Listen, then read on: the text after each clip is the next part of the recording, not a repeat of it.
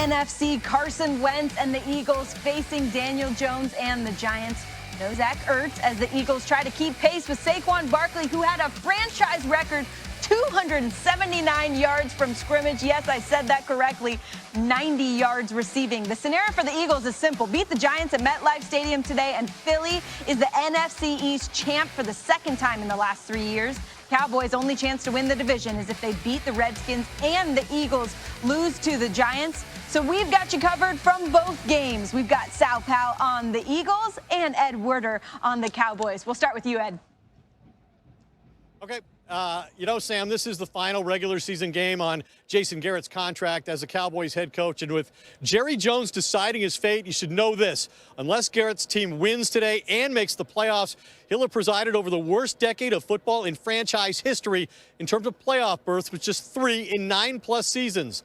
To avoid that distinction, the Cowboys have to prevail in this game with quarterback Dak Prescott missing another full week of practice because of his sprained throwing shoulder. One team source told me that Prescott did no throwing leading up to today because the injury makes it impossible for him to do so without pain control medication. He's expected to take an injection today that enables him to play effectively, or so the Cowboys hope. There are other injured players whose availability is yet to be determined. Starting left tackle Tyron Smith will be a game-time decision because of a back injury, and starting cornerback Byron Jones is not expected to play after spraining his ankle in a midweek practice. Now here's Sal Paolantonio with the Eagles' perspective.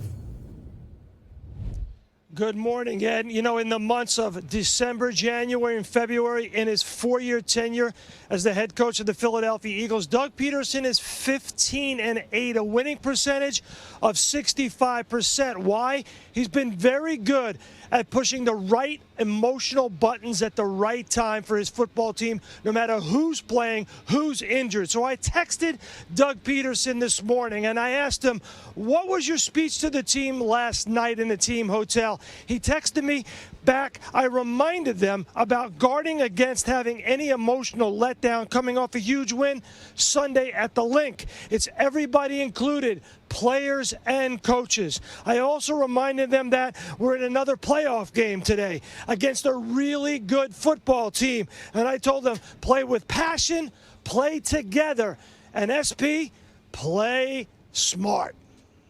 Yeah, easier said than done, Sal. I mean, it sounds like from what Doug said right there, he's thinking what everybody's thinking, and that's it. Like you said, you look at the emotional win last week, and then you go into New York. I don't know if y'all heard me say it. I know you probably watched it last week, but Saquon Barkley, 279 yards last week.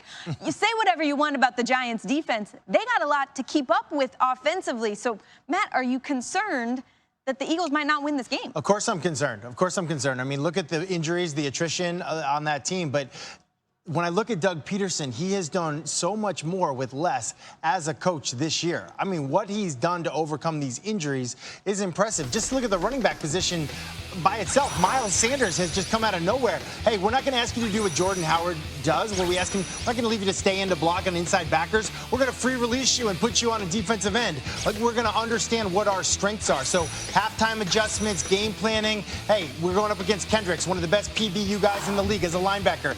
He's good at when a guy breaks left or right. We're going to run you right down the seam. This is a strength. No, linebackers don't want to see that. Look at this. This looks like a 7-man protection. This is the formation in the first half.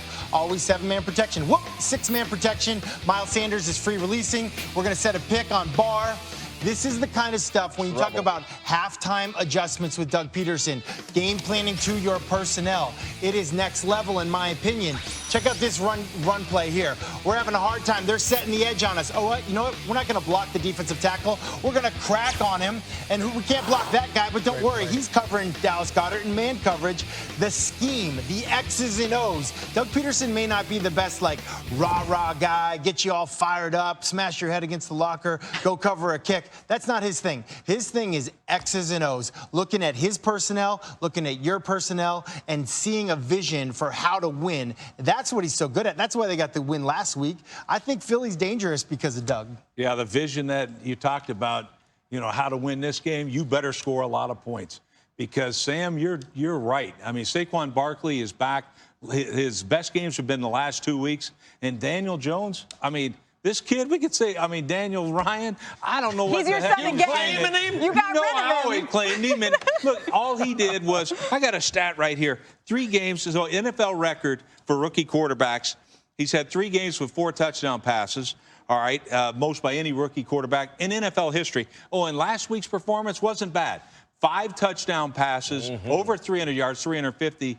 Some exactly. You know your son's stats, huh? and no interceptions, first rookie ever to do that. So you better watch it. The Giants, say what you want, man, but they got 2 franchise-type players, young franchise-type players that are getting it done. Sterling Shepard back in there for the Giants. Man, you better score a lot of points. It's a good thing the Eagles are going against that Giant defense, though.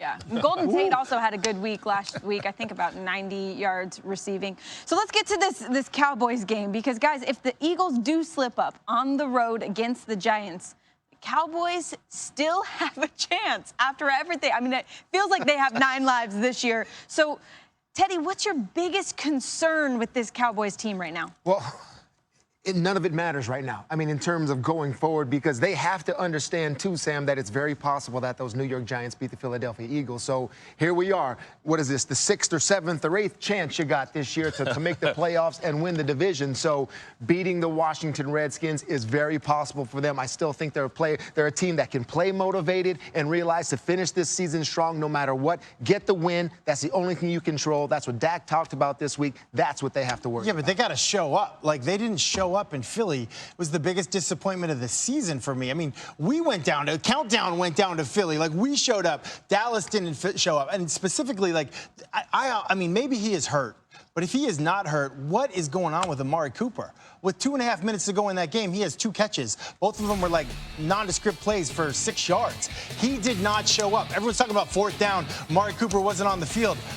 Why does that matter? He was on the field for the other 58 minutes and did nothing. Did nothing versus man coverage. Like I said, he didn't have 1 catch more than 6 yards. And listen, I know Dak didn't play great. I know the balls weren't perfectly thrown, but you have 2 hands. Use them. Or they're going to ISO you up for a 3rd and 1. We're not going to give it to Zeke. We're going to give it to Amari. Like, win. This is the 3rd and 8 play. They isolated him. He was the guy. So did he need to be on the field for 4th and 8? He did not show up. So maybe he is hurt, but if he is healthy, I need those guys in the Dallas Cowboys to show up. We showed up. Your fans showed up. You, the players, did not show up. If you think if you're going to do your job, you're going to show up and give your chance to team to get in the playoffs, like, you got to perform. And you know, Randy, when it's a one-on-one, I don't care if you're the number 1 receiver, number 2 receiver, number 3 receiver.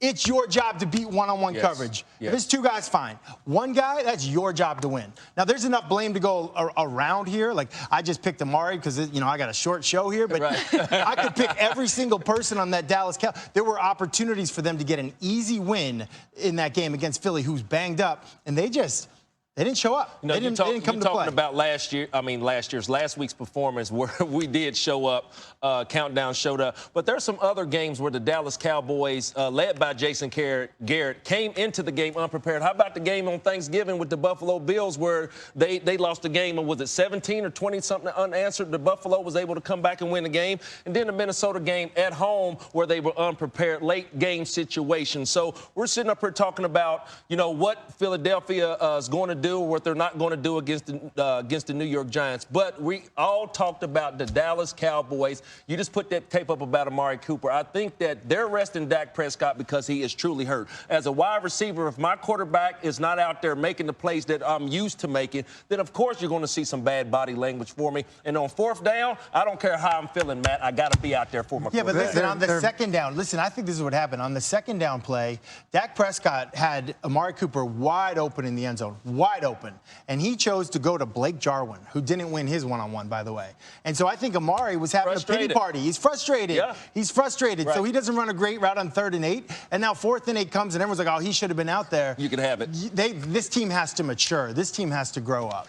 The best teams, the Dallas Cowboys have had flashes of really good play this year. Amari, really good play. Dak, really good play. But the best teams are consistent. Yes. And it's not what the Dallas Cowboys are. Jason Garrett even said it this week at his press conference. The best teams are consistent. That isn't what they've been. And you got to look at the number 1 scapegoat, and that's always the head coach. What are you going to do about it, Jerry Jones? Do you want to continue with this type of up and down production, not winning? You have not won a divisional playoff game. Some franchises, that's okay. We're talking the Dallas Cowboys here, and I know nothing about being a Dallas Cowboy, but I know what they're about still, about being in this league. So there is more expected from these players and these coaches, and they just haven't done it. Yeah, I mean, you got 2 wins in 10 years in the playoffs right. as a head coach. I mean, come on, let's stop. This team got beat by the New York Jets, too. We forgot about that. So, you know, all this type of stuff, that kind of season, yeah, that's fine if you have that kind of talent. But when your talent level is up here and you're playing down here, I mean, forget it. When we have Amari Cooper not on the field on 4th down, that's a big problem for me. I don't care how bad he is, boy, I have do. no problem with him not being on the field. I can tell you, I got a real problem. Listen, I watched the game. If I was the quarterback, I don't need that on the field. Yeah, I did do not need that on the field on 4th down. You know, and we talked about guys showing up. Matt, you talked about Dallas needs to show up. Ed Warner already making excuses for Dallas. This player may not show up. This player may not show up in this game. Wait a second. Dude, nobody I mean, you can forget about it. If you don't beat the Redskins, they've got one guy in their secondary that's played 1 game this year. The rest of them had never even started a game. So don't tell me about it. They ought to light this team up. I think they will. And you know, everybody will be hunky-dory. But Jason Garrett, this will be what will happen today. They'll get in the playoffs, and they're going to give this guy another day year where they go through the same story over and over. But, I mean, because to me, this team underperforms. It has for years. And I'm sorry, so I don't know if you think if he gets in the playoffs, that saves his job?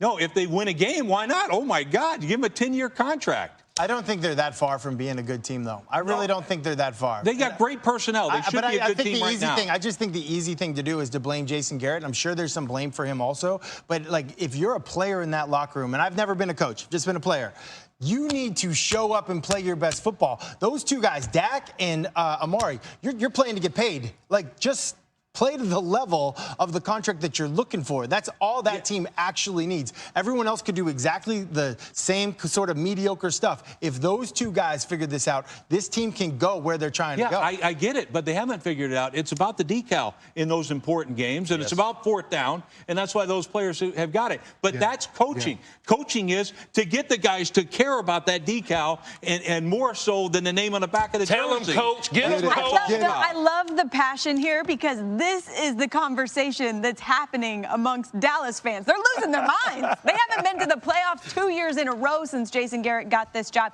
If you cannot beat the Redskins today with Dwayne Haskins out, Terry McLaurin out, Josh